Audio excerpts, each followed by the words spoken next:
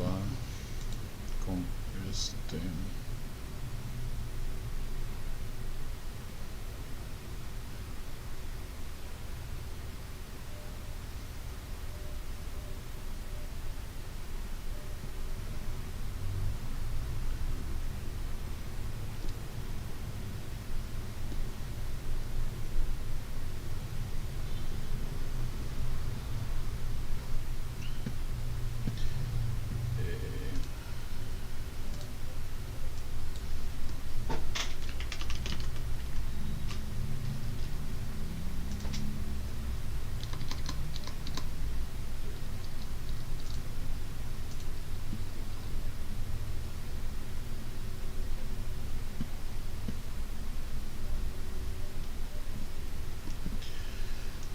Vamos a ver qué tal.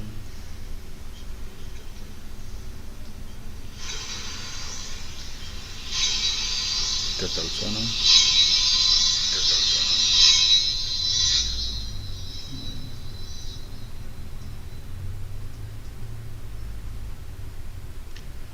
Ok, vamos a ver.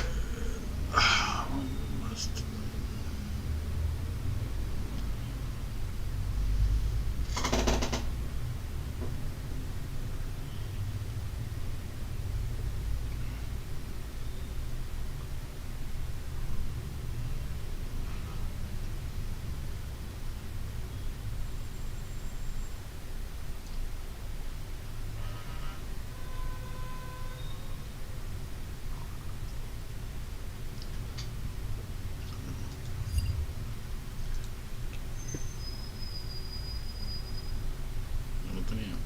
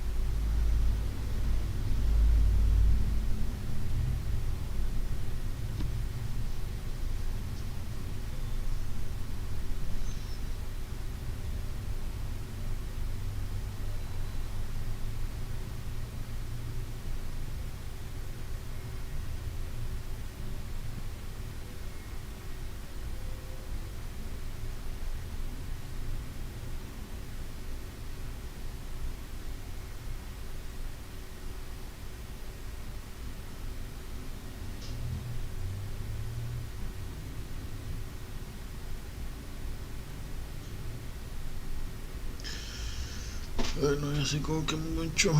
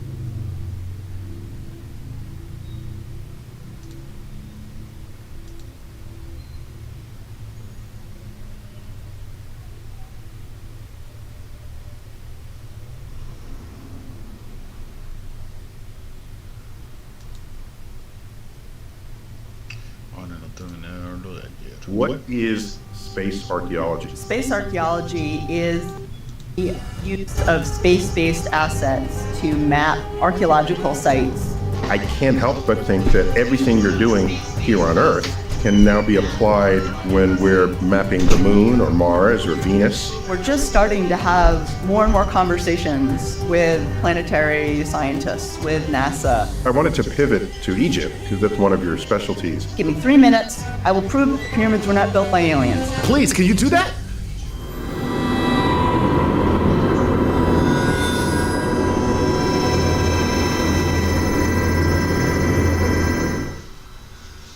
This is Star Talk. Neil deGrasse Tyson here, your personal astrophysicist. Got with me Chuck Knight. Chuck, baby, how you doing? What's happening, Neil? How's it going? All right, we got a topic today we've never covered before. Yes, that's correct. We've been doing this for more than a dozen years. More than a dozen. Never come up. Today we are devoting to space archaeology. Oh, look at that. Okay, just to be clear, it's not going to the moon digging up fossils. Because there's none there. Well, no, there could be a reason for that, but we'll get to that later. Ooh. This is specifically using space assets to help the archaeologists do their job. Oh, okay. So basically, they just hijacked your field. That's what they did. They jacked your equipment. They satellite jacked you. I think they had permission. It was not at gunpoint. So we combed the world, and there are people who are experts in this. And we found Sarah Parkak. Sarah, welcome to Star Talk. Thank you. Thank you so much for having me. I'm thrilled to be here. And I pronounced your last name correctly. Hard C, Parkak. Parkat, correct. Sarah Parkak, archaeologist, Egyptologist. Egyptologist. That always sounds so cool. You're a PhD in this from University of Cambridge back in '05, and now you're professor of anthropology, University of Alabama, Birmingham. And I love this, Right. Founding director for the Laboratory for Global Observation at that university. And recently you have a book sensibly titled Archaeology from Space, How the Future Shapes Our Past. Henry Holt. We share publishers in that name. Oh, cool. One of my recent books is from Henry Holt. And is this true? You wrote a textbook, the first textbook on satellite archaeology, which means you wrote the book on the subject. I actually legit wrote the book. I did. Wow. Okay, subtitle, Satellite Remote Sensing for Archaeology, published by Routledge, a good academic publisher there. And you're founder and president of Global Explorer, EX spelled just with an X, a not-for-profit company using tech to protect and preserve cultural heritage. I want to learn more about that in a moment. And you've also collaborated with NASA and the U.S. State Department. So you are the right person for any question we might have on this subject. So let's get right in. Since you did write the book on this, what is space archaeology? Just put us on the same page here. Sure. So space archaeology is the use of sort of a general fun description or term for any use of space-based assets to map archaeological sites, whether it's, NASA satellites, commercial satellites, drone imagery, data taken from airplanes. It's any kind of remote information that you might use to locate, whether it's a whole ancient archaeological site, whether it's a specific feature on a site, or whether it's looking for things like, buried ancient river channels that may show how and why ancient settlements moved over time. And, that can be called satellite archaeology, remote sensing for archaeology, but actually NASA has a space archaeology program that funds scientists to do exactly what I do. So I figure if NASA calls it space archaeology, then it's a legit name. Okay, so Sarah, you need some more convincing for me of what you do, only because when we use NASA to look at other planets, their surfaces and the like, it's because we can't go to the planet. So we need space assets to zoom in places we cannot go. And so now you're telling me that a satellite either parked at 23,000 miles up or orbiting hundreds of miles up is somehow going to serve you better than you just putting your ass on location with a trowel. So tell me why one is better than the other. So that's really the fun part, and the whole point is to get somewhere on the ground to do survey, to do mapping, to do excavation. But anytime you're doing archaeology, if everything were already visible, we wouldn't need to dig, right? So these are features, these are entire cities, these are pyramids, these are tombs that have been covered over time by sand or soil or dense rainforest. And so what the satellites allow us to do is whether we're using different parts of the light spectrum. So think of it like a space-based X-ray or MRI. We're able to look at an archaeological site and we see these subtle differences on the surface because of how the surface soils or sand or vegetation is being impacted by what's buried below. We're able to get maps of what's there. And so, think of like a dense rainforest that's covering an amazing site like an Angkor Wat, where you go there on the ground and it looks like the site is, pretty big. But when you map it using lasers and you can do point cloud data and remove all the overlaying vegetation just by using laser data collected from airplanes, you're able to see the site is 2, 3, 4, 5 times as large as you previously saw it. So really, that's the strength of satellites. They allow us to see size, scale, and extent of sites and better plan our seasons, that when we go there, we know exactly what we're looking for. What you're saying is, not to put words in your mouth, you have vegetation penetrating bands of light. Because obviously, if you're there, you have to cut through the brush and bramble, but certain forms of electromagnetic spectrum cut right through that, saving you that effort.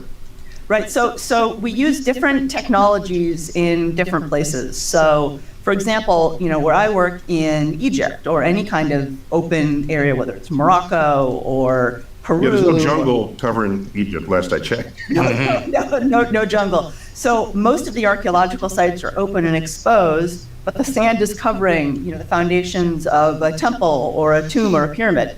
And so what the satellites allow us to do is looking at, for example, let's just say it's a large settlement and it's made of mud brick. That mud brick, even if it's foundation, is going to hold moisture differently than the surrounding soils. And what the satellites allow us to do using the near infrared is map these subtle differences that are completely invisible to us with our, normal visual eyesight. And so just so near infrared, so we have the visible spectrum, and then there's this big band of infrared off to the side of red. And I'm fascinated that we use these sort of proximal words, near infrared and far infrared. It's a weird fact, but near would be like closer to the red, and far infrared would be farther away. But what does near infrared do for you that far infrared does not? So near infrared is the best part of the light spectrum to map differences in vegetation and vegetation health. When I'm explaining the light spectrum to my students, it's so important because vegetation health can be impacted by what's buried beneath it. So it can be healthy or unhealthy, depending on if the roots are going into, mud brick or dense stone, or maybe it's in a ditch. Or even I've heard about some soil contamination can be uptaken into the plants. And Right. then you can see regions of plants that are just simply different from other surrounding regions, right? Okay. I believe they call that Monsanto. I'm joking, Monsanto. I know you're listening. I'm joking. They're now owned by Bayer, so you're fine. Okay. So we're able to see leaves, right, in the green part of the light spectrum, because that's the information that is transmitted from them. That's what from the light. But it absorbs The sunlight. right, from the sunlight. But it absorbs the infrared. That also is important, right? Because we have to use computer programs to discern these differences that we can't otherwise see. So when you're looking at that from a satellite in the infrared, if you see like brighter leaves, does that mean they're healthier? Or if they're dimmer, they're not as healthy? Right. Is that how that would work? So that's exactly right. So healthier vegetation, we see a brighter response. So it's going to have a higher value. And that's what we look for. In less healthy vegetation, we don't see the same information. But actually, Sarah, isn't it true you're not there to value judge it? You're just trying to find differences. Right. Yeah. I mean, it could indicate a wall. It could indicate an underground water source. We don't know, right? But if it's a linear, so it's interesting though. Like, thinking about what we see and what we don't see and false positives. There was one time where I was convinced there was nothing there, and it was actually a real positive that I thought was a false positive. That there was a very strong signature of healthy vegetation that was found in someone's backyard on this little island called Papastore in Scotland. And they'd been finding Viking objects in their garden for years and years and years. And so this very strong signature showed up, and I said, it's in alignment with their house. And typically when you see that, it's like a buried water pipe or a gas pipe. And I dismissed it. I said to the team, we're not going to check that out, right? It's modern. But the team didn't listen to me. I was collaborating with local archaeologists. They're like, I think you found the Viking structure. I think that's what it is. I'm like, no, it's not there. Could you listen to me? I'm the expert. So when I showed up, they're like, yeah, so why don't you check it out? And it was this massive Viking hall that was inhabited over hundreds of years by royalty, and a king may have visited. So Wow. I was happily wrong to be wrong. And this is science, right? Sometimes we're overly cautious. Sometimes we need to throw caution to the wind and go with a super positive, healthy vegetation signature that turns out was a Viking wall. Tell me about LiDAR. We've all heard LiDAR. We know radar, right? Which is, of course, an acronym. One of the earliest. Or how you get a ticket. It's one of the earliest ever acronyms. Radio detection and ranging. Radar and radio waves, but the smallest versions of those radio waves are microwaves, and that's what the police used for your. It's still collectively radar. So LiDAR, is that just visible light? So LiDAR stands for light detection and ranging. And it sounds like, something you might see in a Marvel movie. So a sensor system is flown on, whether it's a helicopter or an airplane or a drone, and it sends down millions of pulse beams of light. And if you imagine you're in a dense rainforest, you're in the middle of the heart of, whether it's Cambodia or Brazil, anywhere in the world that has this dense vegetation. It sounds like you get around. Yeah, man. I do get around. It's a good thing my husband's upstairs. But yeah, he could confirm. I do get around. And you're in the heart of this dark. I make a lot of jokes. I have to. Just let it go, Sarah. I was like, I'm not gonna respond. We gotta let go, Chuck. I'm gonna let that happen. So you're in the heart of dense rainforest, but even when you're in the densest part of the rainforest, you still see light coming through. And what the LiDAR does is, maybe hundreds of thousands of pulse beams of light hit the uppermost parts of vegetation. Hundreds of thousands hit the middle. Hundreds of thousands ultimately will hit the rainforest floor, and you end up with a 3D point cloud model of the entire landscape. And what software allows you to do is to remove all the dots that are above the ground, and you're left with what's known as a bare earth model, or a digital elevation model. And if there's a pyramid or canals or terracing, any kind of structures that indicate ancient settlement in that area, they are going to be obvious and clear in a way that isn't, even when you're walking through the rainforest. Or maybe you might say, okay, I can see the hint, maybe there's a structure here, but you're not going to know exactly what it is. And that's what the LiDAR are doing. There's really this LiDAR revolution. But don't you need that at different angles through the vegetation? Because if you just go from one direction down and up, You just maybe getting the canopy. You're not getting just get the canopy, right? You're not getting Right, penetration. From different angles? Yeah, you're catching it at different angles as it goes along. And so you end up with millions and millions of points. Oh, I see, because it's passing overhead, and so Right. if you constantly get the data, Yep. then I see. That- And the point is to use a sensitive enough system, a powerful enough system, to actually go through and get a certain number of points per square meter on the ground. You actually need, between 5 and 12 points per square meter on the ground, and then you have very high resolution data. Topographic data. Yeah, for topographic data, and then you can create these models. And for example, my colleagues at Tulane University just used LiDAR data. Laying in New Orleans. New Orleans, correct, yes. They just used LiDAR data, and they found 80,000 previously unknown structures and features around to call. It was in Science. It was a huge paper in Science. In the Science magazine, yes. How do you get below ground, like a tomb, or if you talk about pyramids, you know, a lot of the pyramid for the burial parts are underground. So how do you get that? So to what Neil brought up earlier, so depending on what features you're looking for and how deeply they're buried, we can use a couple different kinds of data. So we can use radar data. So that will pass through. That penetrates, right? That penetrates, not very far, not as far as you think, maybe a couple meters. Oh. And it has to be in dry environments. So it works really, really well for detecting things like buried river courses, where you're looking for old settlements from maybe 10,000 years ago, deep in the Sahara. You can also use thermal infrared data. So this is the next part of the light spectrum. So you've got the near, middle, far infrared, and then you've got the thermal infrared, and that measures heat differences. So for example, let's just say you have a buried chamber or a buried tomb where the temperature is different. You're going to see that void that has a slight temperature difference and know. You'll know that there's an opening there or there's a space. Wow. I think generally when we think of infrared, we only ever typically think of temperature. And predator. Yeah, but infrared is light just like any other part of the spectrum. And if you know in advance you're trying to find subtle temperature differences, then infrared's that's your choice, right?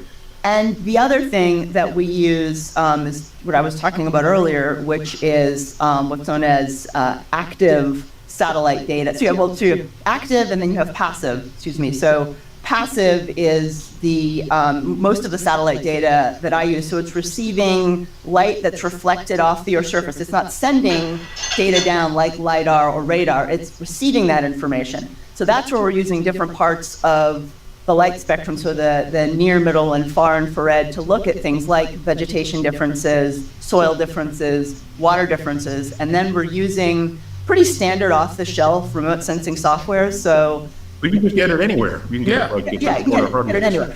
Like TurboTax. Just all over the place. And the great part about so much of the data that I use and my colleagues use, it's free. NASA has put millions, tens of millions now of their satellite imagery data sets online. And that's for kind of, larger areas. But the commercial satellite data, you can easily get a satellite image of an archaeological site in the surrounding area for a couple $100s. So it's not free, but also it's not going to break the bank either. Sarah, in my day, we had to actually go to the sites. I just want to say, you young.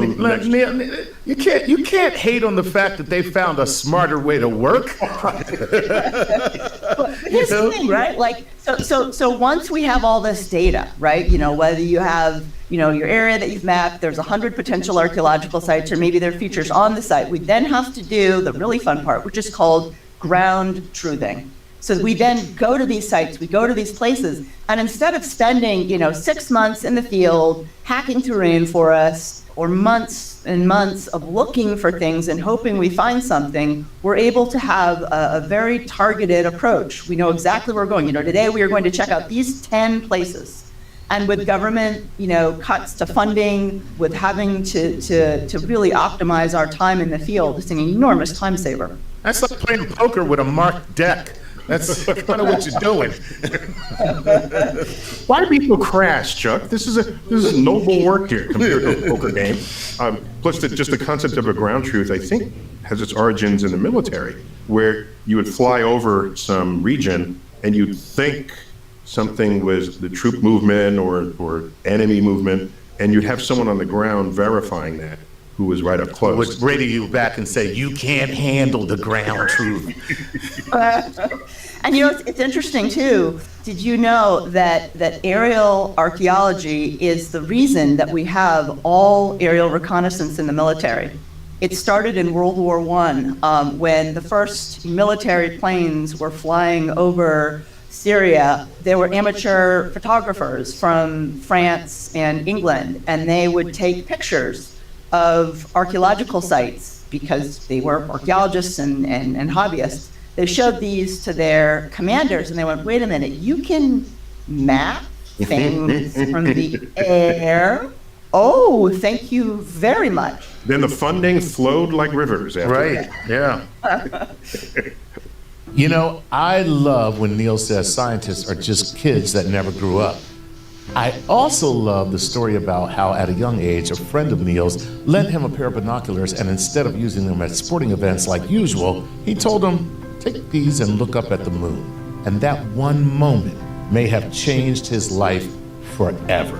And that's why we here at Star Talk are very excited to present you today's sponsor, KiwiCo. KiwiCo is on a mission to spur innovation and creativity with our kids, delivering monthly STEM crates consisting of crafts, experiments, engineering projects, models, games, and more, designed to encourage creativity and critical thinking at an early age, something us parents can certainly get behind. KiwiCo's products are the perfect way for kids to learn new skills and concepts in a fun and interactive way. KiwiCo has programs available for every age and interest, from baby toys for newborns to projects that even kids, teens, and adults can enjoy. So, if you're a parent like me and you want to find new ways to keep your kids busy and having fun, but also productive, you know, instead of handing them the tablet or the phone to occupy their time, well, guess what? KiwiCo is definitely for you. Head to the link on the screen or use the code StarTalk at checkout for 50% off your first month of monthly lines. That's kiwico.com/StarTalk for 50% off your first month. So, let's get back to the show.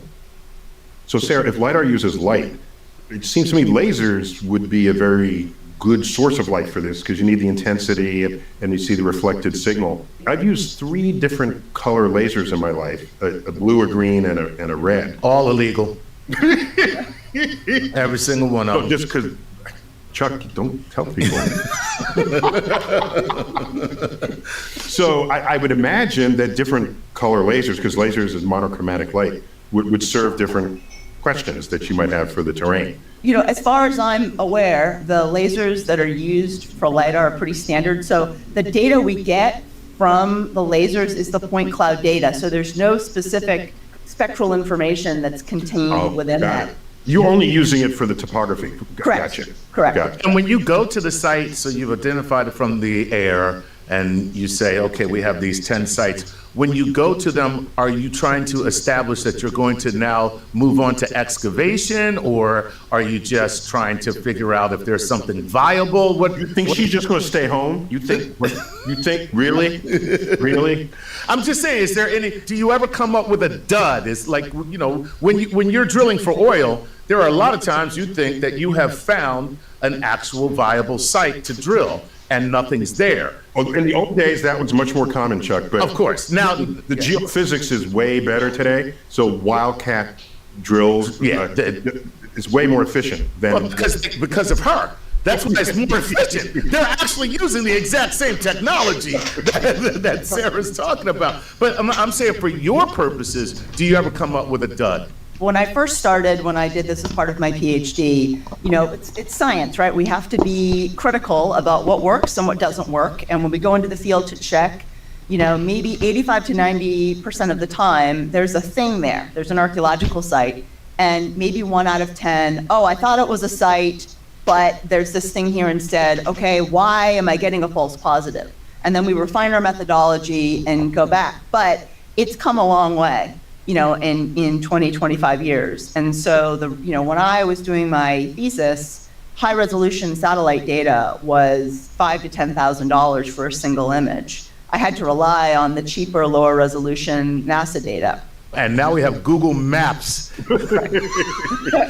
you were spending 10 grand a picture.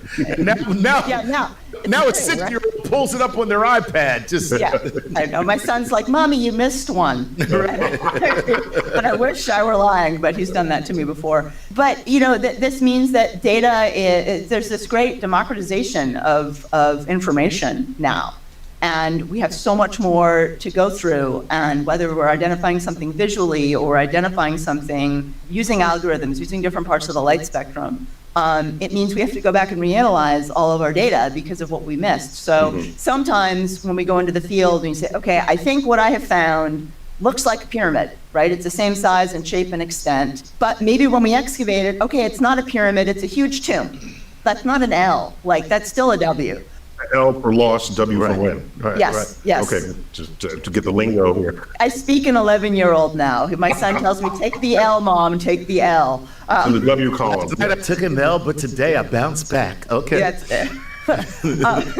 But the other nice thing about satellite imagery, especially high resolution imagery, if you're working in an area like Egypt, where maybe you're in Saqqara, it's pretty well excavated, there are hundreds of known tombs, and you've got, 300 discrete features that the satellite image has helped you to identify that don't look like they're in any previous excavation reports. We have all this data. So in archaeology, we go from the known to the unknown. And so we look at the tombs from the 3rd dynasty, 4th dynasty, 5th dynasty, the Pyramid Age, the age of the pyramids at Giza. And we look at their size and shape and orientation and relationship to one another, and we're able to make pretty good guesses as to what the things are that we have found.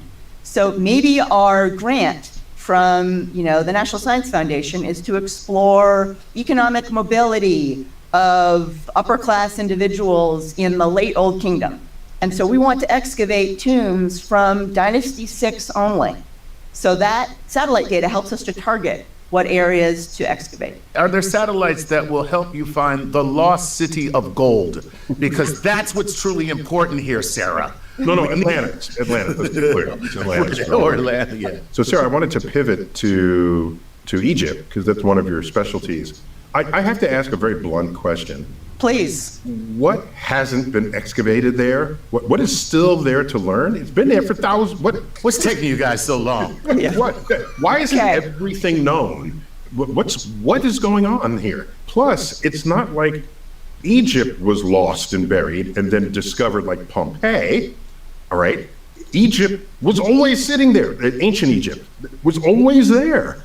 So, what does it mean to have a new discovery when we have a continuum of occupation and presence and awareness of that archaeological site? If you think about how long ancient Egypt lasted, so we're talking about a civilization that at its height lasted for approximately 3,000 years.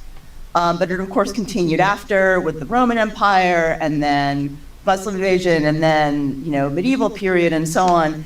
But it came before then, too.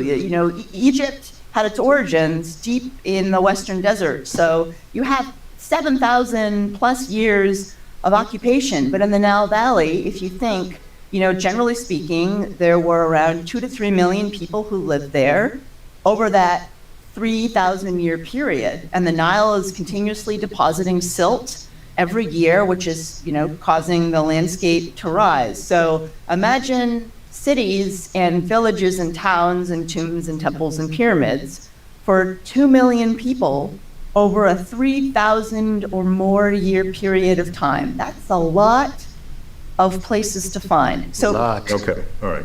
I hadn't appreciated that it would be that many people still Yeah. out here. So can I ask you this from what you just said? And it's always puzzled me. It's one thing when you talk about waterways that are shifting and depositing silt and creating layers upon layers. But then you see these dig sites that are in the heart of the city where people are still living, and buried beneath that city is a whole nother city. How does that happen? What did they just go, look, we need dirt because we are tired of, let's just bury this and build on top.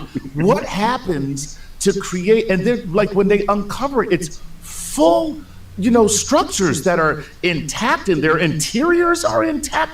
What happens? Is it tragedy? Is it some kind of disaster? What causes that to happen? So some cities in the world, you both have traveled all over the place, and there are these magical cities that have these old vibes, whether it's Athens, whether it's Istanbul, whether it's Paris, Ancient whether Rome. it's Cairo, ancient Rome, right? Yeah, Rome itself, yeah. Ancient Rome, I'm walking in the building, and so, by the way, over here, the floor is glass, so you can see crypts that happen to be Right.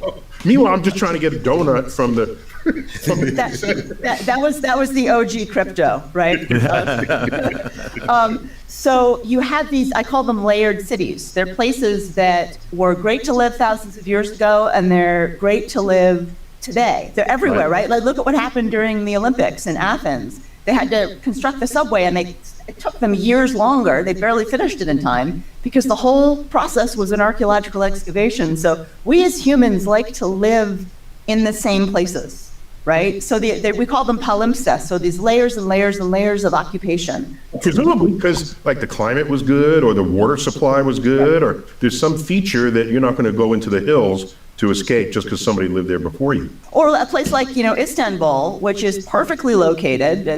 It separates Europe and Asia. Trade, commerce, access. Always a crossroads. Yeah, a crossroads, right? These crossroads places that are magical. And it speaks to the great continuity of humanity. And I wondered, I got asked that question all the time, Neil, that you asked me a couple minutes ago, like, how much is left? How can we possibly be sure?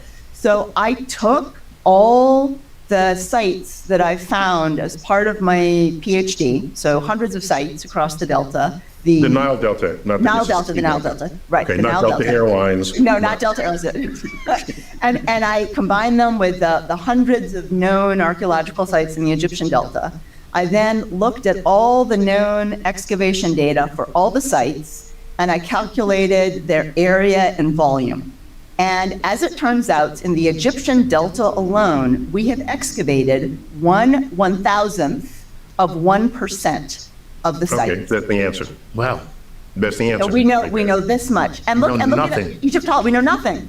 And this is why all over the world, all the time, we keep making these amazing discoveries. All right, Sarah, get back to work. What are you doing on this show? I'm slacking. I only found 100 sites this morning. I know. I gotta go. I gotta pick it up.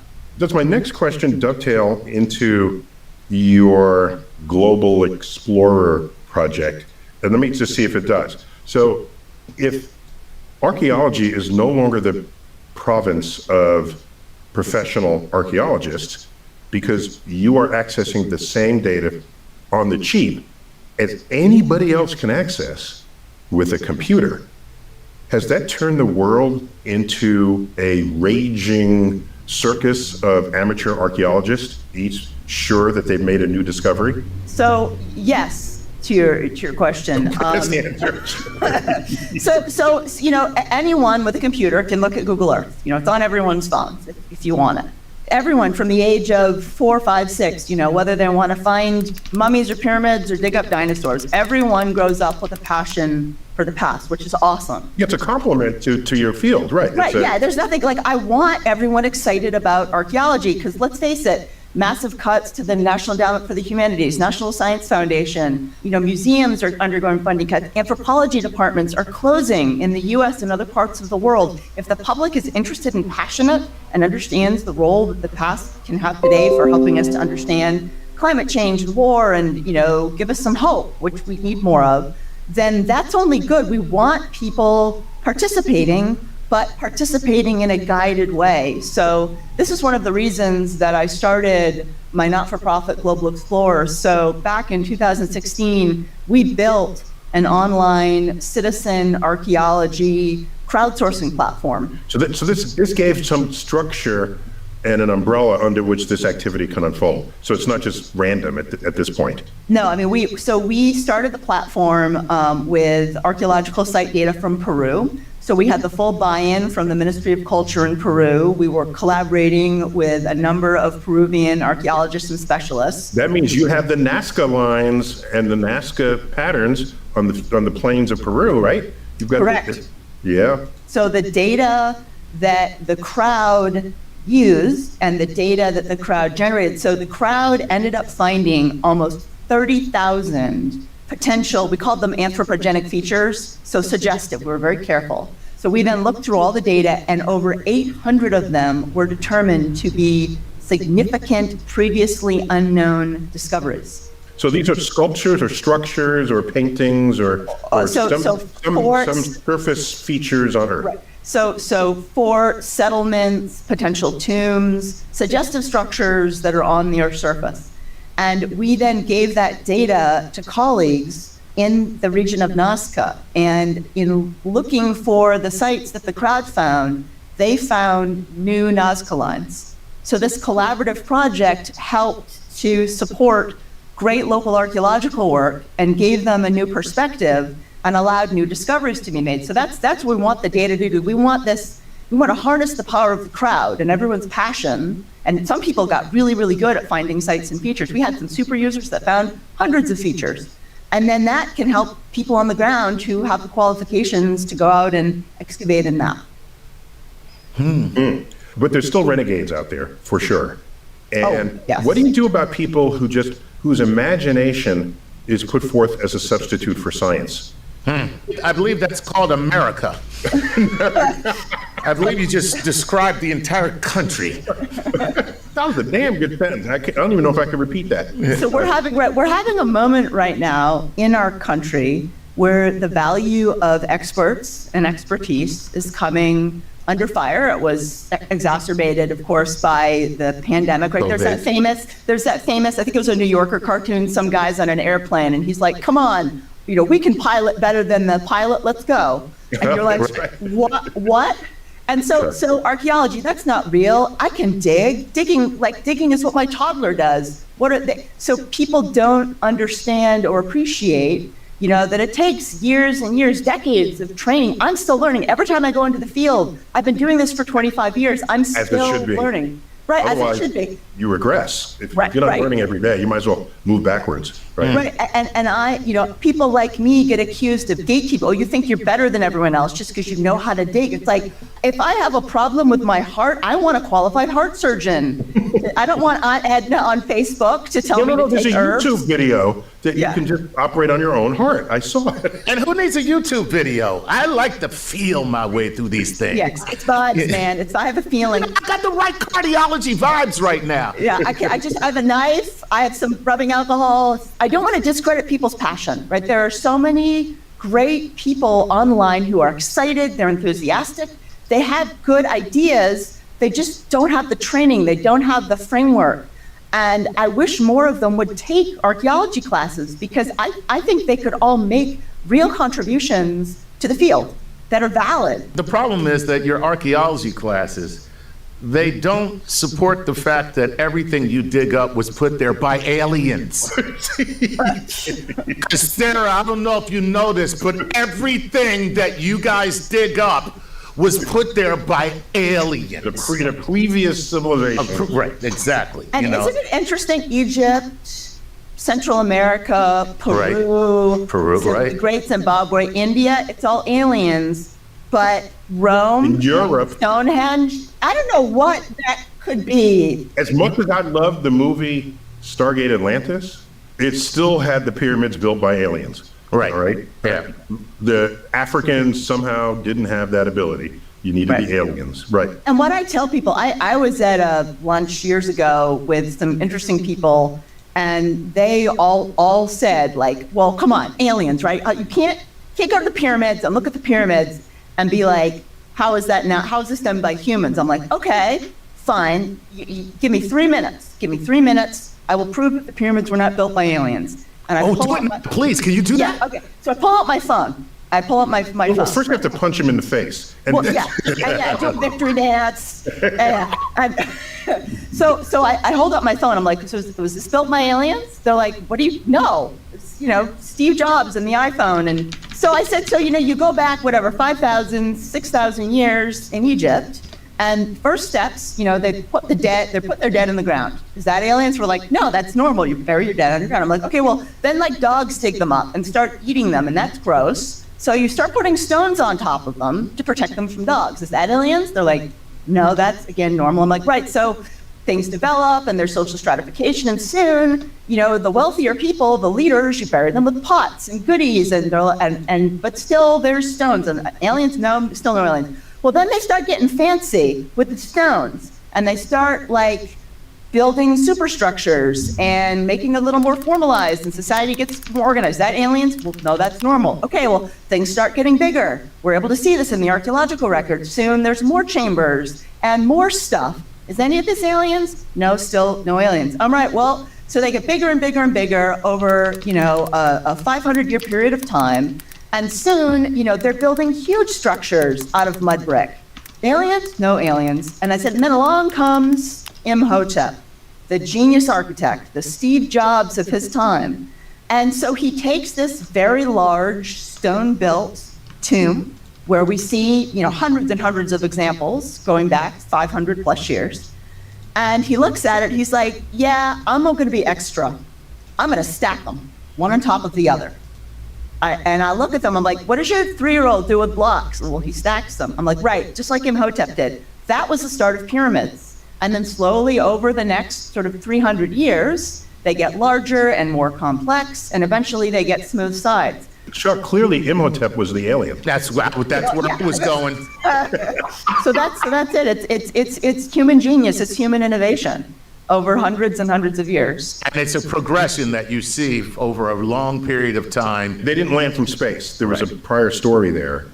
So Sarah, as in most branches of science, and particularly where very precise tools, tactics, and techniques arise, often they can be applied in other ways. And I can't help but think that everything you're doing here on Earth can now be applied when we're mapping the moon or Mars or Venus. Ooh, that makes us the aliens. We are the aliens. We are the aliens. We are the aliens. Snooping on other planets. So in what way has your field, or the technologies of your field, satellite archaeology in particular, been co-opted the other way now? We're just starting to have more and more conversations with planetary scientists, with NASA. I've been kicking around some ideas with our wonderful colleagues at SETI. And, if you look at the Drake equation, right, when Frank Drake came up with it, we didn't know how many exoplanets there were capable of supporting life. And now, there's I don't know how many there are, hundreds? Oh, capable of supporting life as we know it. Yeah, it'd be in the hundreds. Hundreds. Out of the catalog of right now rising through 6,000. So the question is, as and when and if, but I think when, I believe there's life out there. But the question is, if there's advanced life, what will it look like? How advanced will it be? And it could be that we find a planet where, because of a catastrophe or whatever reason, that civilization ceased to exist 1 million years ago. But it's still there. So what is it that we're doing and how we're mapping things on the ground that could help us to unwrap, unshape, and decode what these places could have been like? And archaeology is the way to do that, not necessarily through space archaeology that will help us map it, but archaeology provides us a framework to reconstruct how entire civilizations evolve. the huge intellectual capital of invested brains thinking about that. In ways that the astrophysicists wouldn't. We don't think of civilizations in that way. Who needs civilization? Yeah, we just don't have that training. I mean, we'd love to bring you on board, for sure. I love jamming with other scientists because, of course, everyone's got great ideas, and there's so much that I don't understand, appreciate, know about how and why things develop on planets. And the idea being like, where could we find this life? Could beings exist that have evolved to live in extreme temperatures, right? Which is why we're studying life around heat vents deep in the ocean. What are different ways that we could think about life? Octopuses, they make houses. Like, that's amazing. They construct their own little mini apartments. Is that what an alien civilization would look like? Like an octopus condo? I don't know. But I think we could create tools to help people think about ways of mapping them. This is how science builds on science. Yeah. Because not everyone can know everything going into a problem. Even Einstein, who laid the entire framework for the discovery of black holes, did not even predict their existence because it was outside of his thoughts. And he was even in denial of it for a while. I can't stop thinking about octopus housewarmings now. No, because he's got a house. Like that's a little fact that you just threw out there that, you know, we kind of let it just fly. But I'm like, wait a minute. Like I have a completely different view of octopuses now, you know, just like showing up to each other's house with a little bottle of vino, you know, just like, hey, yeah, nice place you got here. Oh. A selection of 8 bottles from the case of one. Excellent. Well done. Well done.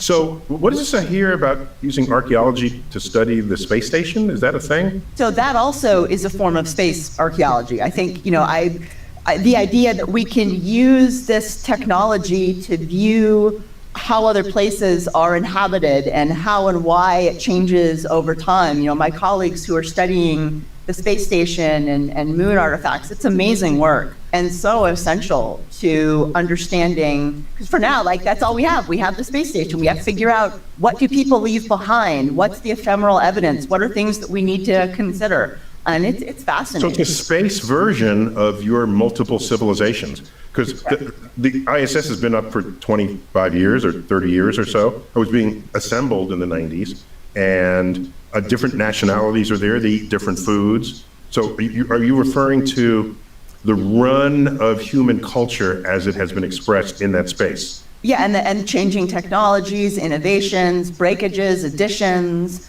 you know, studying how the space evolves, both from the outside and also on the inside. Right. Where did they put the 286 computer?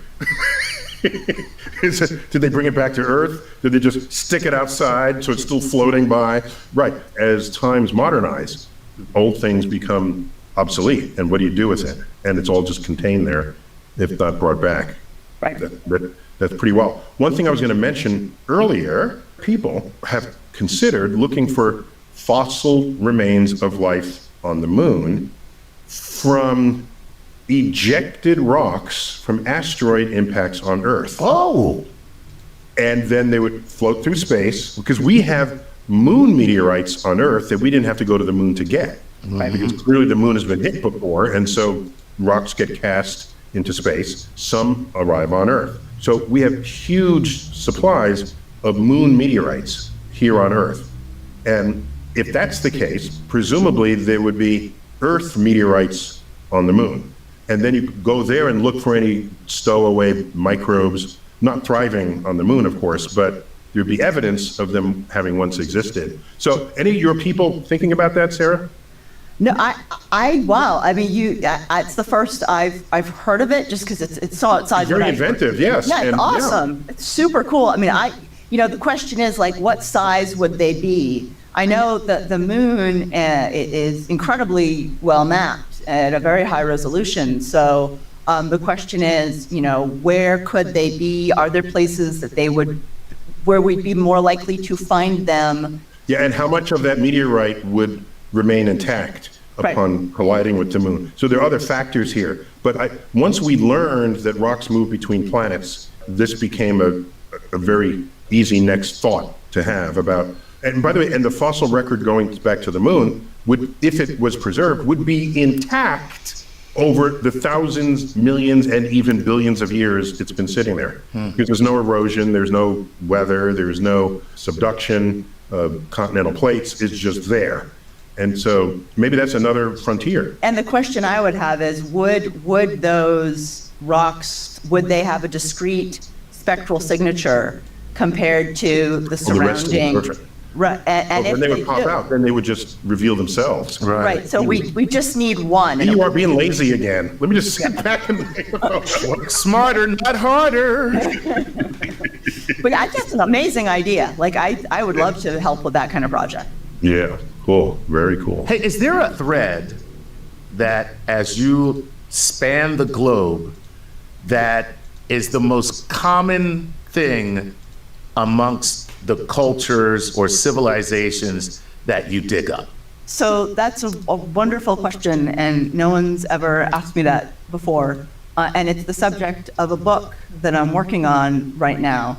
So the book, it sort of inverts the idea of collapse and is a very hopeful look at how and why humanity lasts. So the thing I think that connects... Humanity or civilizations local civilizations. Humanity generally. The idea of continuity.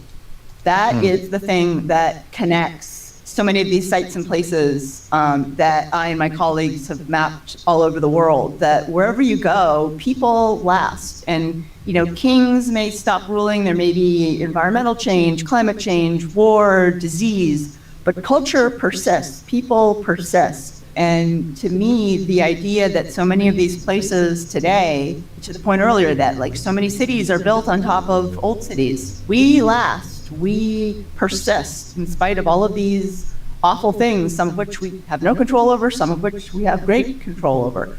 And it makes me very hopeful in the face of all these awful things that we're staring down now with climate change, with war, with the rise of authoritarianism. So the work I do gives me hope because of how long we've lasted and where we've lasted. Wow, that's a tone to end the show on right there. Yeah. Anything that gives us hope, I'm all in. Tell me about it. Bring it on. Bring on more hope, please. Give me some hope. Yeah. Oh my gosh. Anyway, it'll be out in a couple of years, so working on it now. Cool. All right. Well, good luck on that. Sometimes you need a little bit of luck when writing and publishing a book. Especially when it's about hope. Yeah. And your 2019 book with Henry Holt, Archaeology from Space, How the Future shapes our past. future shapes our past. That's a twist on the timeline Yes, right there. that's a Marty McFly moment for those of you who are listening. It's your kid, Marty. What's your kid's Marty? Speaking of Back to the Future, I understand offline that you're a big sci-fi fan. We love sci-fi fans. Huge sci-fi fan. Huge. What a note to end on. Let me see if I can take us out with a cosmic perspective. When you're in school and you learn about the various sciences, no matter what course you take, there's a book, and there's a book on that subject. And then you learn it and you do as best you can on the final, and then you move on, often leaving the book behind or selling it on graduation. Whereas people who are deeply curious will know and recognize that we divided the science into these categories. Nature didn't do that, we did. And if you look at the cross-pollination of statistical tools, of mechanical tools, of electronic tools, of methods that overlap between one science and another, and then you realize we are all just curious children poking at what sits before us, what's under that rock, what's behind the tree, what's up in space. We're all the same species, those who ask questions and those who look up and down. These are two directions where there are frontiers that persist. And so I'm delighted to learn that tactics, methods, and tools of the archaeologist can be applied to space and vice versa. A reminder that maybe all the branches of science are not as far apart from one another as we might think, as we're struggling through them in school. And that is a cosmic perspective. This has been Star Talk. Sarah Parkek, thanks for being on. Thank you. This has been so much fun. Thank you. Thank you. And Chuck, always good to have you, man. Always a pleasure. This has been Star Talk. As always, I bid you to keep looking up.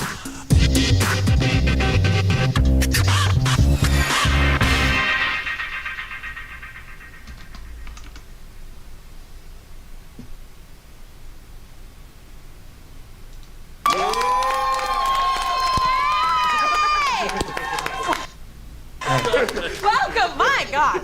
Welcome back to Try Not to Laugh. We are so excited. It's where you sit in the seat and you have 30 seconds to make the person in the seat laugh. And we have a very special guest, Zach Oyama. Oh, that's you, man. That's you. Oh, and Tommy's here too. Hey, Tommy. What's up? Let's do this, Tommy. Yeah. Get there. Get there. Yeah, I'll get there. You'll get there. All right, go make me laugh. Go. Okay, bye.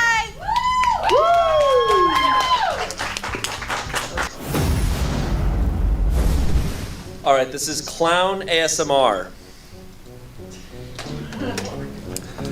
Okay, do I have permission to touch your hair? Yes, you do. Okay, great. Thank you for that. Okay. Okay. Oh my So what are we thinking? What are we thinking we want to do with this up here? You think it make it a little bit goofier, a little bit stupider? Okay. Okay, right there. I'm gonna check your. Just kidding. Oh, I'm not a doctor. I'm a hairstylist. Ha ha ha ha. Okay. Great. And thank you so much for gracing us with your presence today. That's so great.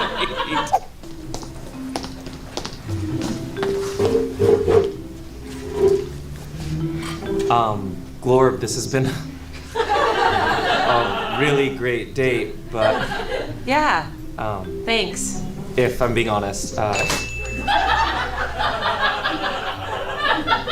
Do you want any wine or anything? oh, no more wine, thank you. No more wine? Okay. No, you just,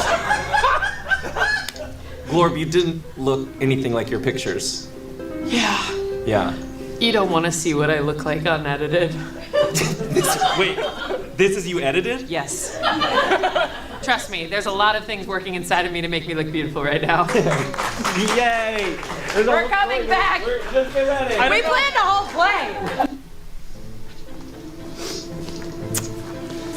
Hi, and can I get your name? Hi, my name is Tyler Shelps. Tyler Shelps, and you have an account with us here at Chase? Yes, I had they called me about some suspicious activity. Suspicious activity. So I'm just gonna go through your charges, Okay. and you can tell me which ones are you. Is this one you? The dynamite, yes. Okay, the dynamite is you. Great. Okay. And what about this one? The wicks, yes, that's me. The wicks and the dynamite. Great. And what about the C4? What's C4 again? It's a. The multi-pack of C4 and sticky bombs? Are those also you? That's my daughter. Yeah. Cute. Okay, great. So it looks like we're all set here. If these are all your charges, what was the suspicious activity? There's some gum on there. The gum. Great. Oh, Your Majesty. It's good to see you so happy in your relationship, right? You don't want to break up at all? And bring us back to how we're used to? Oh, oops, look what fell on the ground. I know I don't miss the way things were. That's for you. Oops, well, I guess we'll just leave those beast hands there, and you gotta break up with her, man. We're used to this. Jerry, Joe, this is my territory. this is the concert called me in.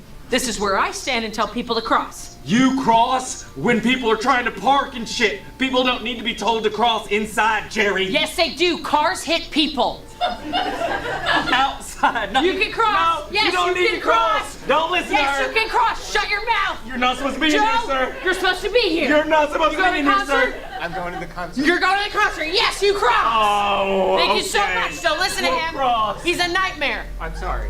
I'm sorry to you. Wow. At least someone respects me around here. You just guilt tripped an innocent civilian.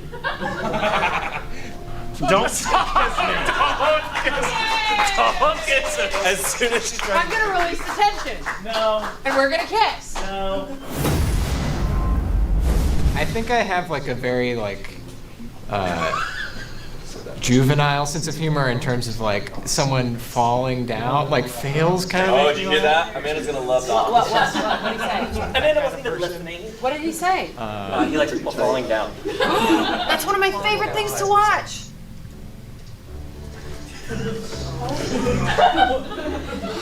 So what do you do? Yeah, so I handle all the calls that come into the office. I'm not a secretary. Well, I- of yeah. course. What do you do? I work engineering. Yeah, I work out. I'm out in the kind of like Arizona, like Southwest region. I work on I travel about. Depending on certain situations, you know, Yeah? I follow my work. You know, if you, And what's a bit your- of an independent What's your contractor. work? What's your work again? Oh, Really? well, it's different types of things. Yeah. Oh my fucking god. Oh, Fucking piece of shit. there's an ostrich in here. God, look at him! Oh Oh my god, that's my job! no! To chase a Get fucking him! roadrunner? To get that guy. Get him! Hey there, big fella, big champion. It's good to see you. I'm sure you noticed I'm not around as much anymore. Your mom and I wanted to talk to you. We're getting a separation. Separating. There's any number of reasons. It has nothing to do with you. Who knows why two people just drift apart? It's because of the ears. It's not. It's the ears. It It's your is, weird it is little a ears. non-zero amount because of the ears. There's many reasons why it could be. Yeah, it's your weird little ears. It's not the ears! It could be anything! I'd love if you stayed with him. It's not I want to you. go party. No, I'd be, well...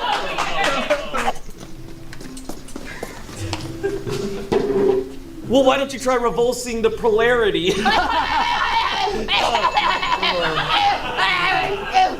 Hey, can I just say, dating on this planet's been really hard, and it's just really nice to meet an alien that's just so free and so authentically you. And unedited? Yes, unedited. Yes.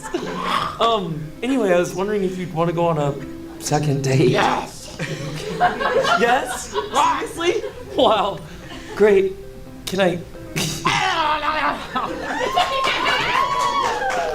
Hey, there he is. There he is.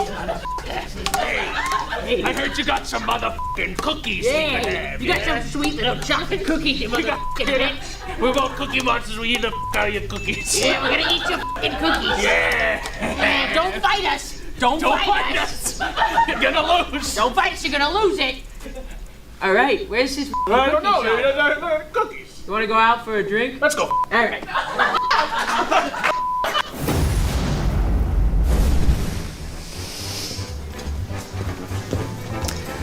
Hey there, welcome to Raising Cane's. What can I get you today? My daughter.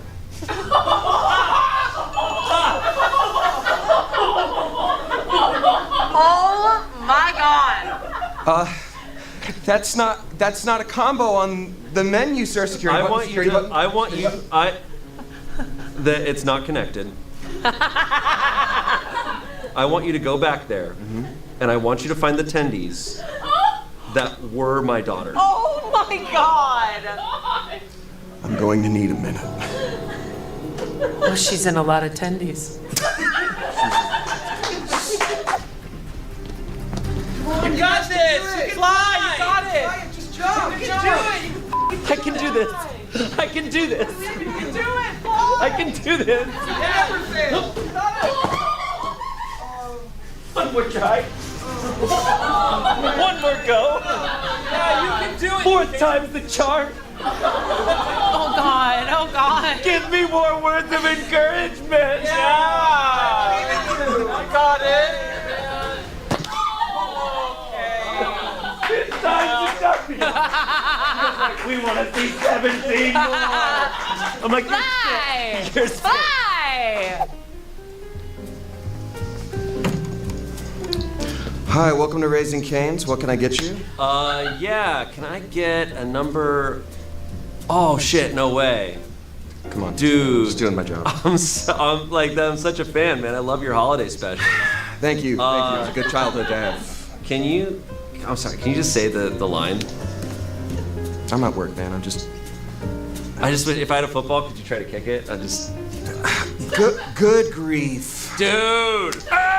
Oh my god, sorry, my brother's such a huge fan. Come on, I actually charge for those on Cameo now. Yeah, but yeah, but since I ran into you, I feel like you should do it, man. Good grief. I got a rock. Yes! Yes! Wait, are you Matt Bradley? Oh my god! Hey. Holy shit! Hey, no, back the f*** off, man. Back the f*** off.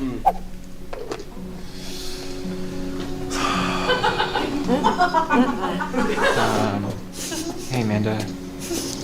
we're just here today because, first off, we care about you, and you're our friend no matter what. And we just want to be honest about where we're coming from.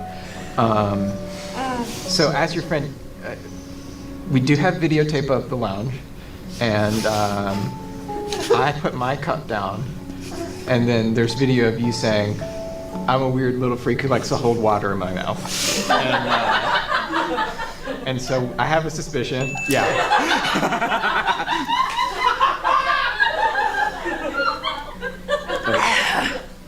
It's just why, you know? It's just why. Why are you so buff? Oh my God, Amanda. Sorry, I'm deflecting. Yeah.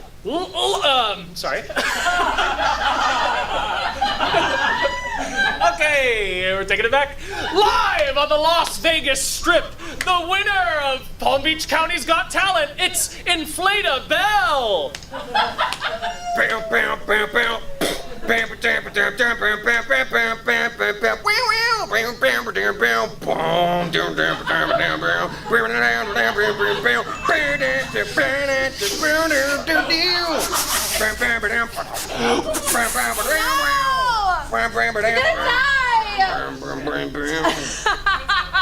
I almost laughed before you f***ing came out. Ethan, you're never gonna make it. The rocket's taking off. Ethan, there's no time. Dad.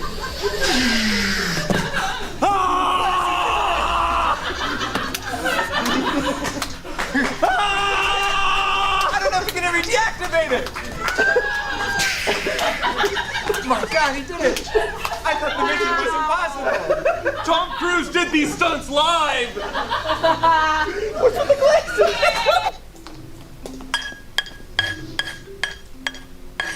So, my parents are coming next week. Yeah, I know. That's what I said. Oh, baby. I know how you feel about religion, but I promise that will not change what's between us. Zephyr, no, I would never make you do that. Baby, turn your tentacles to me.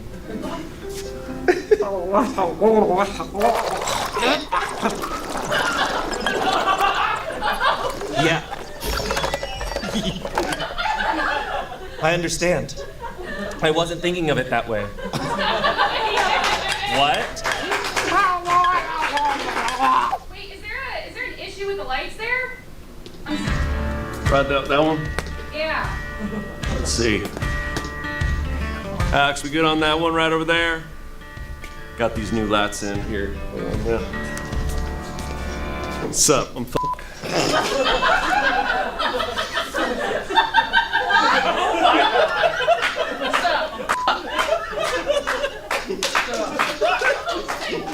know, a typical grip name.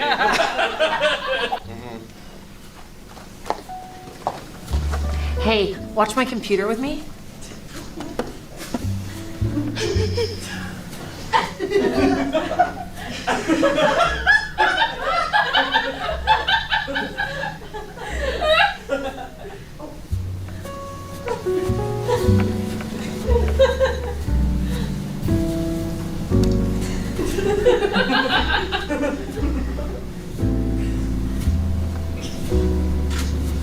What are you guys watching?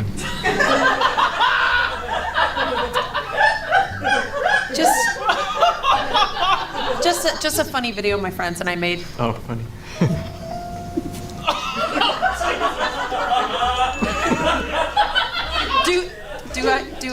Do I know you or? No. Let's not go to this Starbucks anymore. Can I see? Yeah. It's awesome. It's fascinating.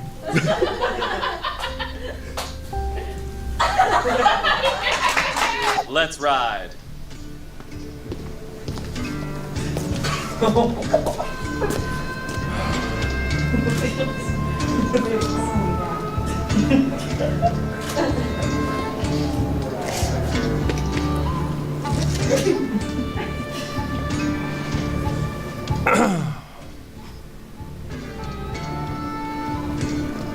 What are you in for? So I sharted too hard. So what?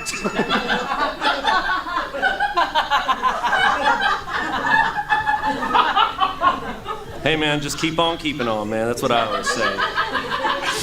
Hey, that's really good advice. Yeah, that's what I always tell people, man. Joe Dirt.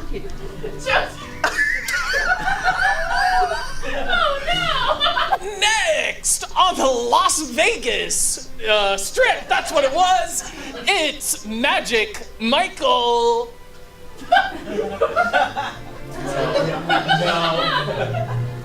And now I will teleport.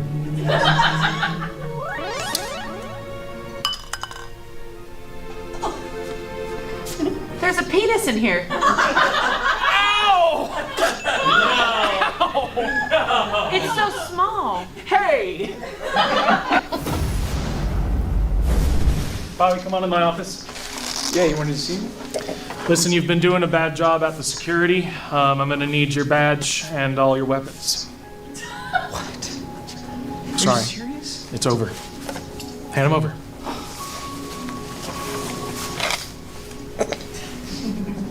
Is there anything I can do? Nothing you can do. You let a murderer in the building. Just one time. You gave him a high five on the security cam. Yeah, good, cool gun. This is my Even only... the claw. Yep.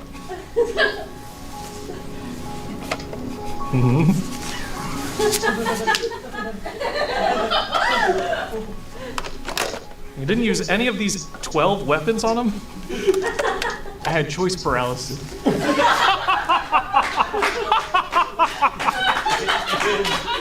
Hey.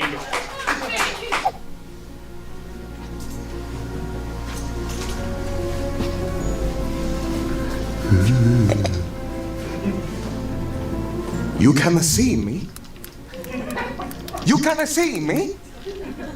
It has been a long time since someone was gifted enough to see the old Prince of Italian baseball. That is right. That's who I am. That is my character. And that's what I'm trying to do to you today. I think you're the chosen one. And now you get to take all of this and become the new Prince of baseball. Hey, little cowboy. It's me, Rita. Welcome to my ranch. Heard it's your first time riding a horse. Good on ya. I got a couple of horses. I got Betty, I got Mary, and I got Gigi. Come on, Gigi. Come on, Gigi. Come on, Gigi. We mated her with a giraffe. This is what happened.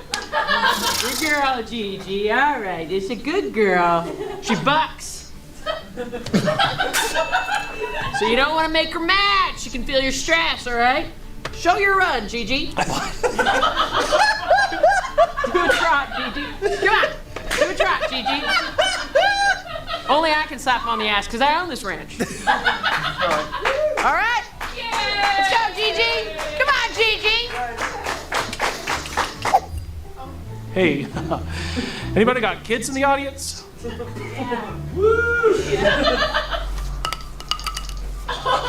You do? Come here.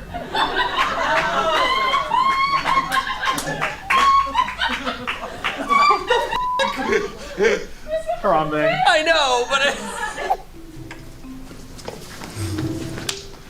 Do the face. Do the face. Yeah. Yeah, you love your mommy. Yeah. Yeah, I love your mommy too. Yes, I do. You're gonna. Hey, hey. Oh, okay. Well, it's my turn to change it. So. Hey, you go have a good night to yourself. Go. Okay. I'll clean it up. Don't even worry about it.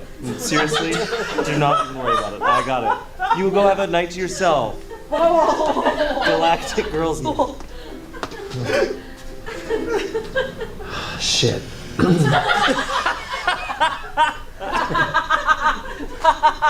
Shit.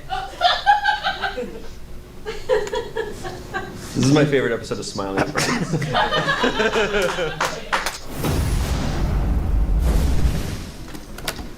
Man, I figured these gardens would be great for our 5-month anniversary. Oh, they're so gorgeous. Yeah. The roses are in bloom. I know you'd love that, Cindy. I love it. Yeah, it's really great. Stunning. Thank you so much. Of course. Oh, of course. Hey, Cindy, what's going on? Hey, how are you, Mark? What's going on? You doing well? I'm doing so well. This is my boyfriend. Hey, how's it going? Good to see you. Yeah. Well, I gotta find family, but. Okay. Oh yeah, good to see you. Who's that? That's that's my ex, Mark. Oh, cool. Yeah. You okay? Yeah, no, for sure. Yeah. Yeah. Roses. Say it. Rose.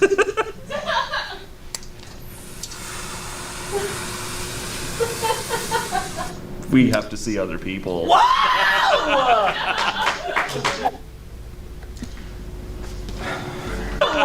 Say it, for sure. I gotta. This is my boyfriend. Hey, how's it going? Good to see you. Yeah. Well, I gotta find family. No, for sure. Say it. Rose. We have to see other people. Wow!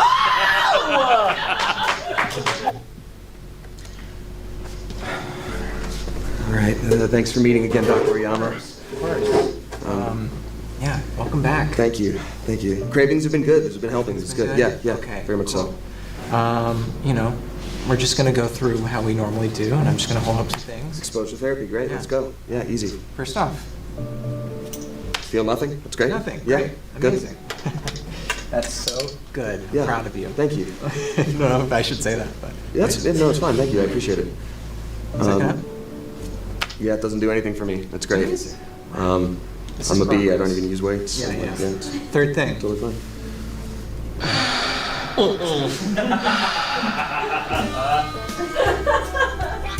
What's going on right now? Horny bee. Horny bee. Not horny Horny bee. I want the pollen. We've regressed. Okay. Yeah, and 2 steps forward, 9 steps back. It's okay. Like it happens, right? Landing in 2, 1. Space log. Single. Horny. New planet. I can breathe the air. If only there was a weird woman.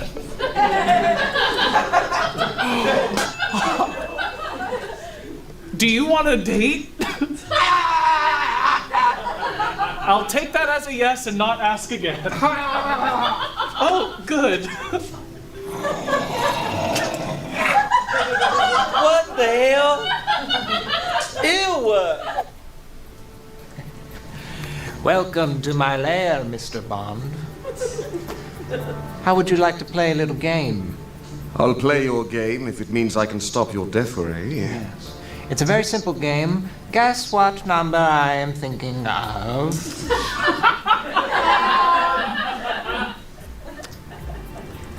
No.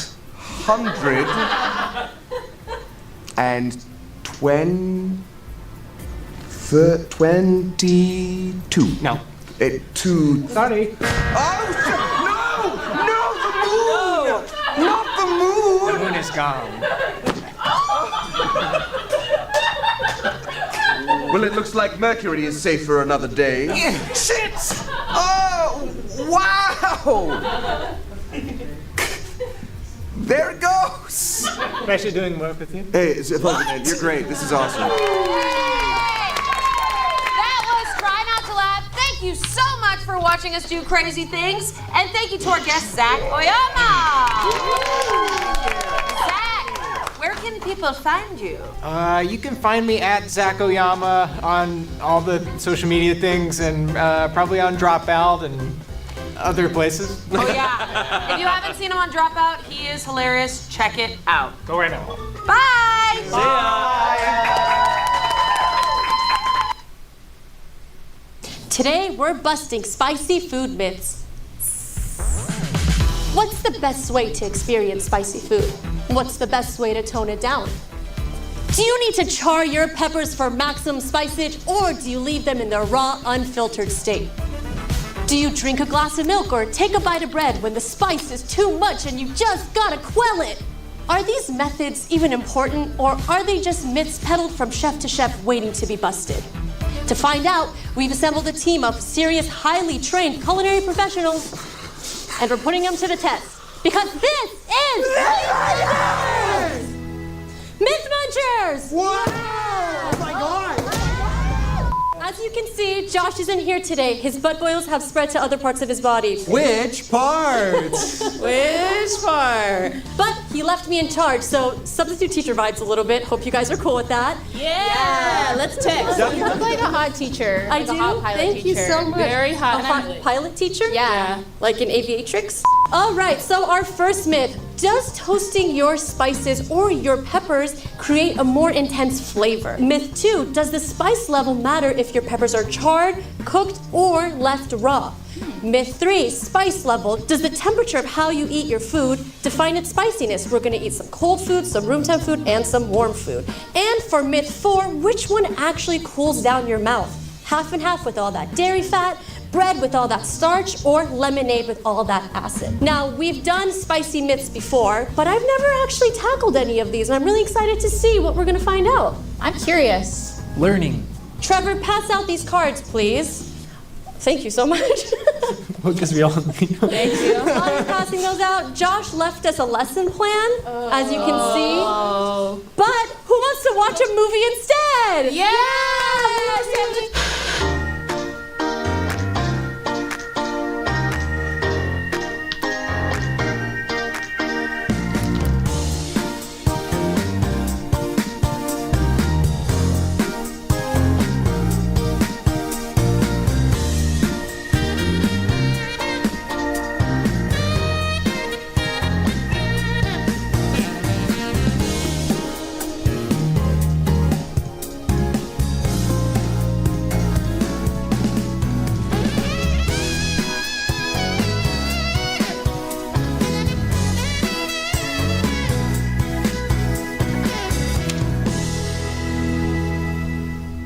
All right, so this is a myth that I'm very, very curious about because I've always thought that toasting your spices does make it spicier. We did learn last time whenever we did this Yes, we did. that fattier meat led to a spicier end product.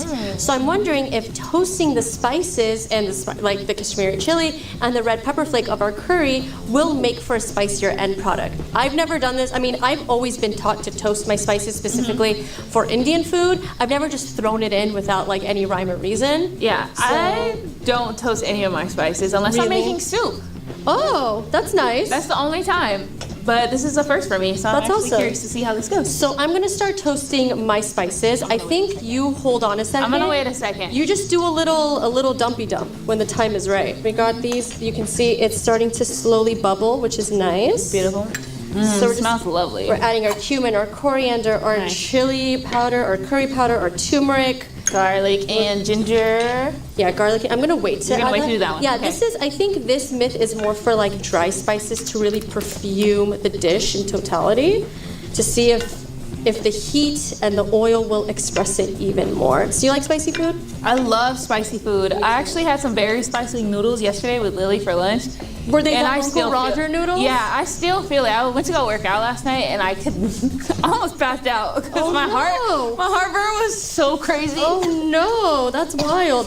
It's triggering right now. Yeah, well, the spices are definitely toasting. Yeah. You can see they're getting nice and beautiful, bubbly and fragrant. And then I'm gonna add some of my like ginger. clean. I know, right? Some of my ginger, some of my garlic. I think you can start adding all of your Okay. stuff now. I'm gonna add my I'll add onions and everything. tomato, let that get nice and beautiful.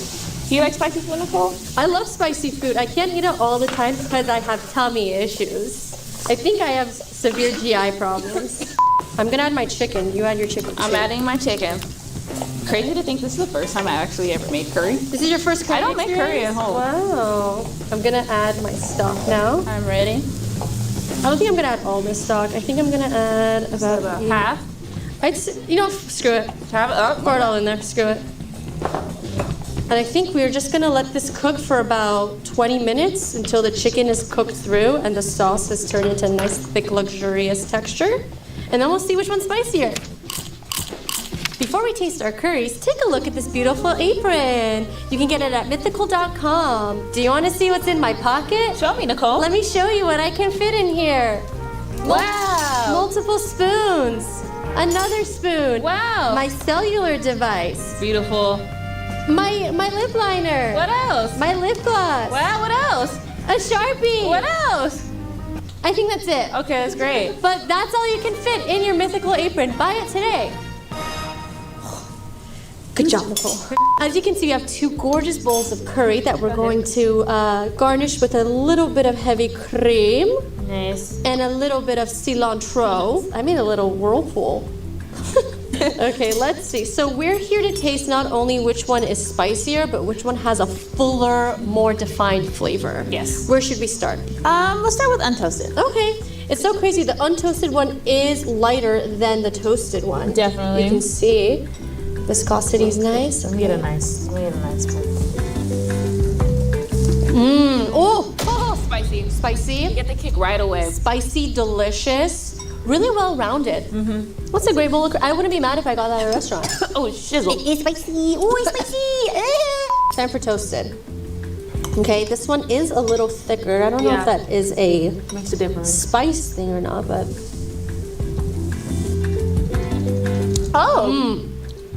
a lot less spicy. A lot less spicy. Oh wait, did you get it? No, it's the aftermath of the first one. Oh, is it? Yeah. Wait a second. Wow. I'm actually shook right now. This is so much less spicy, but this one has more flavor. This one has more flavor. A lot more flavor. Did toasting it just mute it? Yeah, I think so. I must lick the spoons. Lick both spoons. Good, good. Yeah, sexy. This is more flavorful. Yes. And it's 100%. spicier. This one tastes a little better.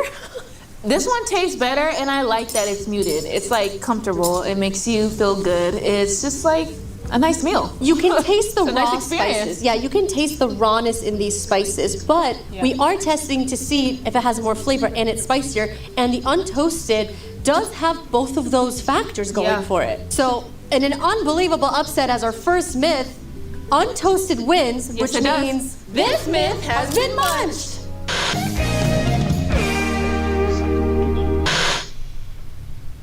Let's feel the pain. Oh my god, ow, ow, ow. That wasn't even like a joke that I'm so actually excited. hurt. Okay, I'm oh sorry. my goodness. Okay. Those were real punches. I know, it wow. kind of was. And I have my ring on, Oh my too. god, crazy energy. Okay, let's get into it.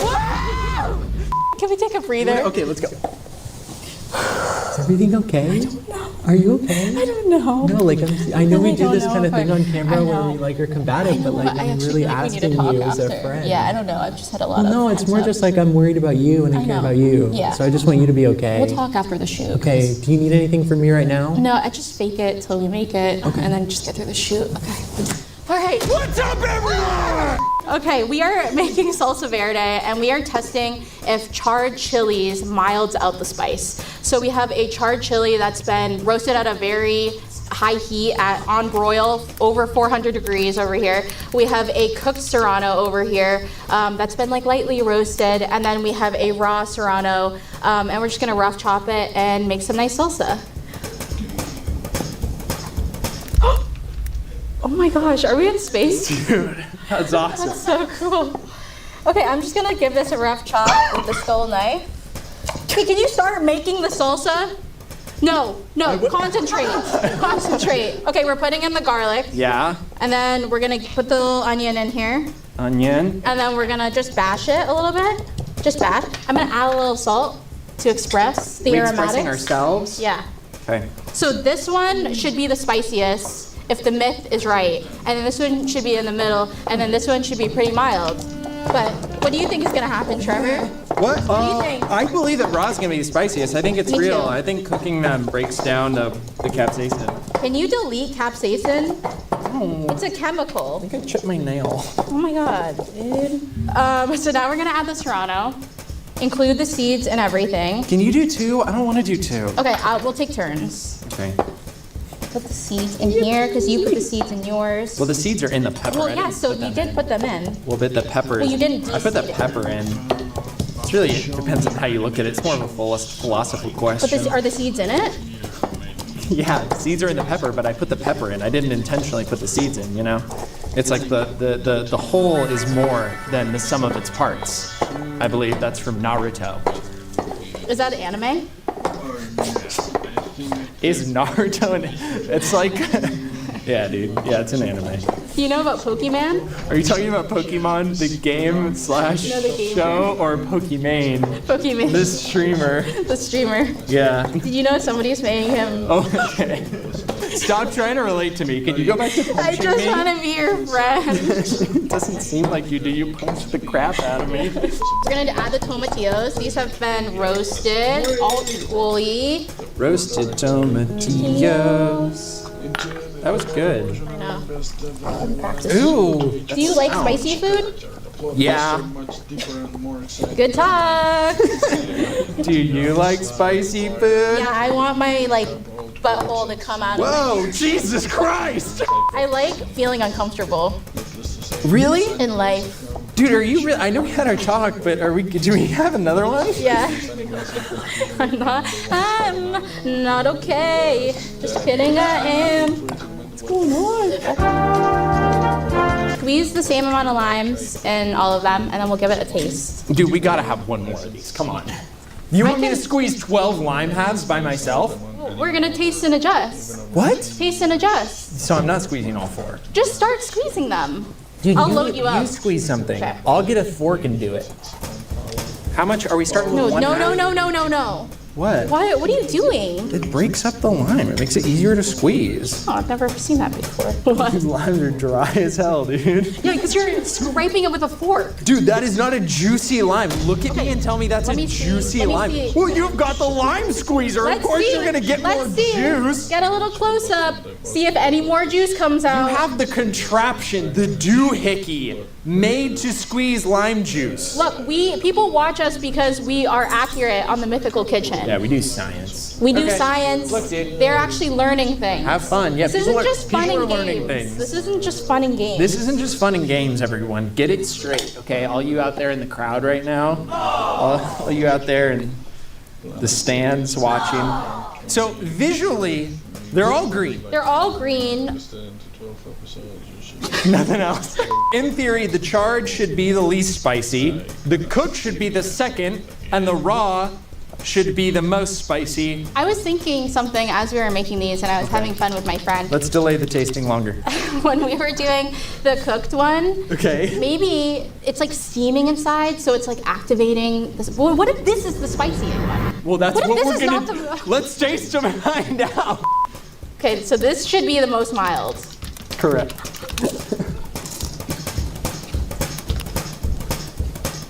Nice salsa. You got a little bit of a bite. It's nice. It's a nice little kick. A little something on the back of the palate, as they say. That's some junk Josh would say. Back of the palate. Uh-huh. Always talking about a palate and stuff. That's spicier. That is spicier. Whoa. By I feel like a significant amount. Yeah, it's spicier. Wait, should we do a palate cleanser? Sure. I don't like this. This is bad for your teeth. Okay. Now we're gonna do the raw. This should be the spiciest. On the back of my palate. If this is the spiciest one, in my opinion, I can't watch stuff like that. I do like a gag with you. What is that called? Your sympathy gagging? Jesus.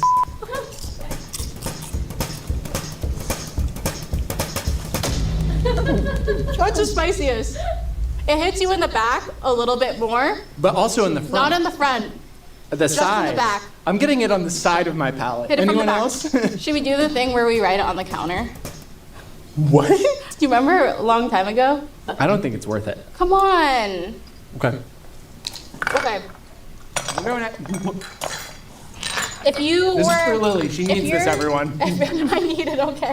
If you're a true Mythical Kitchen fan and you've been with us since like at least a couple years, you know that we used to write it on the counter. We did this once, dude. No, we used to do it all the time. And this will let them know what we voted on, even though they're sitting right Do you know there. how a W looks, dude? Can't believe I have to clean up our counter writing. That's beautiful. Okay, so that means This myth has been munched. No, it munched us.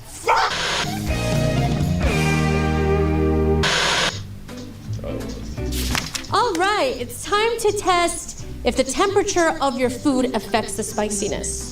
So we are going to make 3 different kinds of noodles. Noodles. Just kidding. They're 3 of the same noodles, but the temperatures of them will be different. Sorry about that. One will be warm, room temp, cold. All the spice in my body is like making me very disoriented. Are you feeling disoriented? Not yet, but I probably will in about 30 minutes. Is this pre almost menopause? No, it's just pre-toilet jitters. God, yeah, I guess so. Okay, so we're gonna get started on our sauce. I'm gonna make the warm version. V's gonna do room temperature, and we have a cold one hanging out in the fridge. Yes. So tell them what's in here, V. We have some chili oil, some Chinese sesame paste, some garlic and scallions, and then what's this?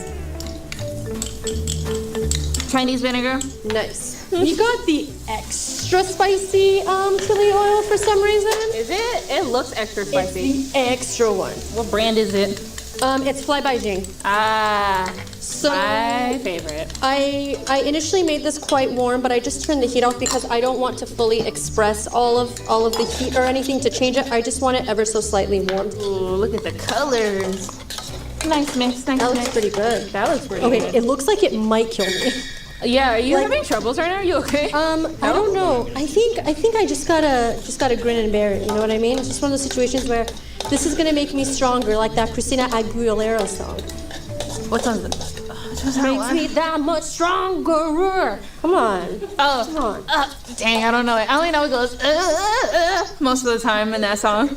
That's like almost every single Christina Aguilera song. Christina, come on the show.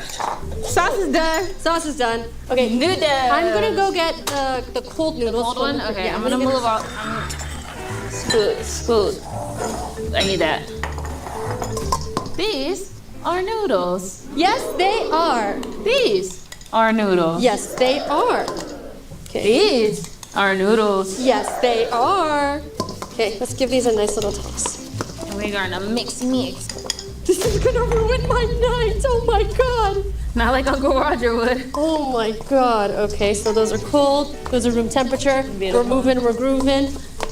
You ever see those videos on TikTok where they're like gonna pop a blood vessel in their face just for mixing noodles? I deleted TikTok off of my phone because I'm addicted to it. Yeah, I know. You always ask me for my TikTok on my phone. Yeah, it's called having a problem. Okay, so, do you have chopsticks? I do. Awesome. Which one should we try first? Let's try warm. Warm? Okay, let's do it. The normal way to eat noodles. Yeah, quite good. That was really delicious. Oh, wow. Top tier. Oh my god. It's not as spicy as I expected it to be. Really? Yeah. It's killing me. Okay, so that tastes great. These are room temperature. Oh, room. I taste no spicy. I think my tongue might be blank at this point. Here, we do have these potatoes if we want a palate cleanser. Of course, potatoes, the classic palate cleanser of any sort of food show. Sexy. Good potato. Okay, Try the cold.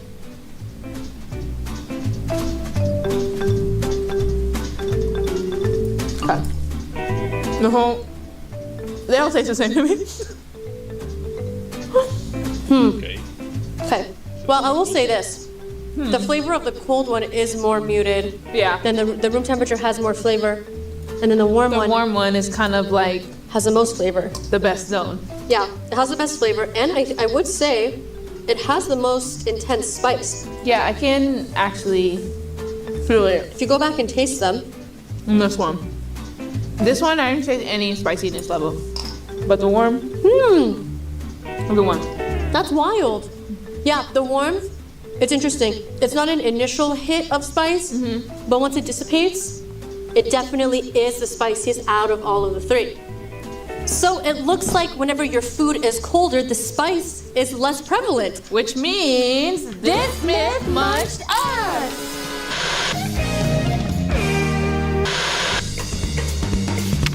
Myth Munchers, are you fully spiced? Yeah. Feeling spicy? Yes. Spicy. My tummy hurts. Anybody else got the tummy grumbles? It's starting to go to It my will, butthole. looking at Oh, this nice. milk. Okay. Dude. Well, now is the time to find out what helps spice quell the best. As we know, you're just gonna fist it? You're just gonna fist Like it? the kid who puts his hand in the cake, man. So everyone grab a tender. These are extra hot tenders and they're very spicy, hence the gloves.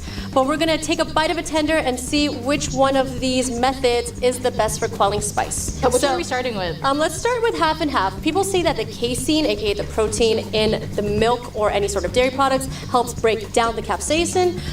Also, the fat helps break it down as well. So let's see if that's true. Oh my god.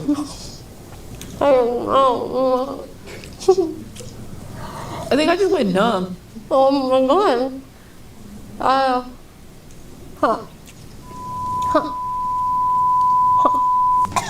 Does anybody want a glass? I don't know. You doing okay? Mm-hmm. Seba? Everyone? We're gonna go again? Okay, great. It's very dry and dusky, the heat. Shall we try this? Yeah. Bottoms up. We're all good. Sweet like mama's milk. We're all gonna have butt boils. How do you know what that tastes like? I don't know, I was adopted, so. Oh, I hate milk. This isn't milk. This is half and half. I have no spice in my mouth. I think that works. That works really well. Winner. It neutralizes it. It definitely like, at least like right off the rip, you know? Yeah. Like, obviously spice lingers, but I think it's good. I agree. I just cooled down my lips, but that's about it. My stomach's gonna hurt in like 5 seconds. Okay, let's try bread. Whoa, what the junk? That's crazy. There's 4 pieces. There's one for everyone. Sweet like mama's milk. It's just dry on dry. I feel like it is dry on dry. It's not working for me as much as the half and half. Not as effective, no. Doesn't absolutely nothing. Yeah. Kind of like the bread. People say the starch in the bread helps break down the capsaicin. It is working, but not as effectively as the half and half is. All right, let's try lemonade. You guys ready? Ready to go? Yeah. Yeah. Everybody looking at me. So people say the acid in lemon and lime juice can help neutralize the capsaicin. Let's see if that's true. Well, lemonade did its job. Oh, I like lemonade. Oh, that was I love good. lemonade. It's refreshing. Oh, that's so good. So good. Oh my god. It's so nice. That was really nice. Nice. Oh, I'm just having a good time. Yeah. Pulling down my face now. I will say, this is a much better combo. Bless you. God bless you. But the half and half That worked great. did work faster. Yes, I agree. Whatever. More enjoyable. Yeah, but like if I'm going out, I'm not gonna have a glass of half and half next to me while I'm downing habanero tenders. I think the no, lemonade that would is be pretty weird. good. The lemonade is really Do we have more? Yeah, you want some more lemonade? Wait. Okay. Where'd your We can lemonade wait. go? Ew, I don't like yours. This has got your icky mouth drool. Okay, how about my Calvin's such a great. Ew! I don't want it. Seeing chicken and lemonade is so good. I will say this, the chicken and lemonade combo was quite delicious. But are we looking for deliciousness or are we looking for effectiveness? Maybe we're, on different spiritual paths.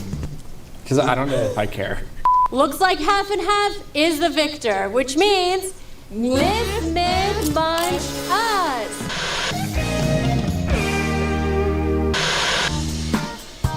Myth Munchers!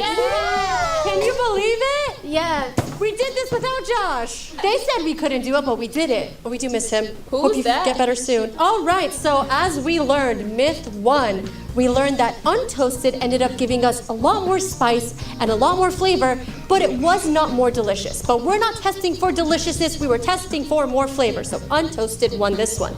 With myth 2, we wanted to see if the spice level changed if we charred our pepper, cooked it, and left it raw. We were correct to say that the charred pepper ended up being the least spicy one.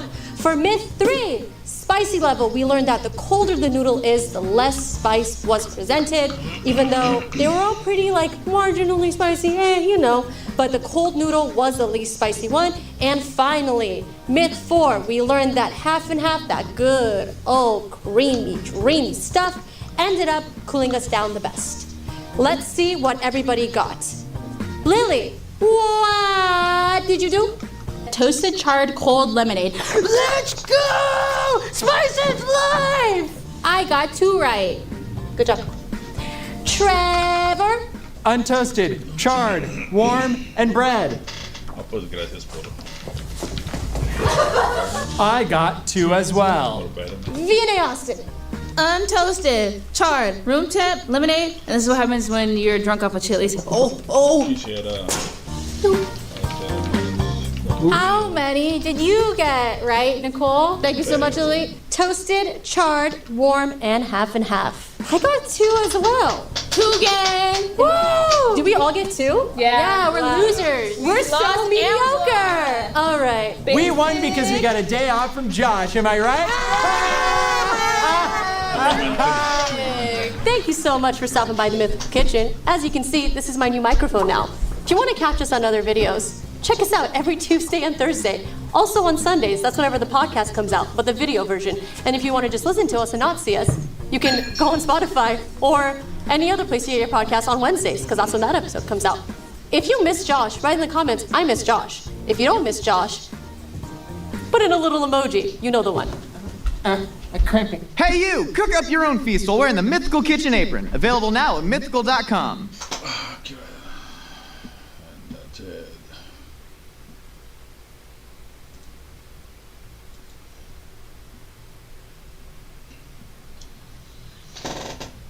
Ok, voy a parar el stream y me voy a preparar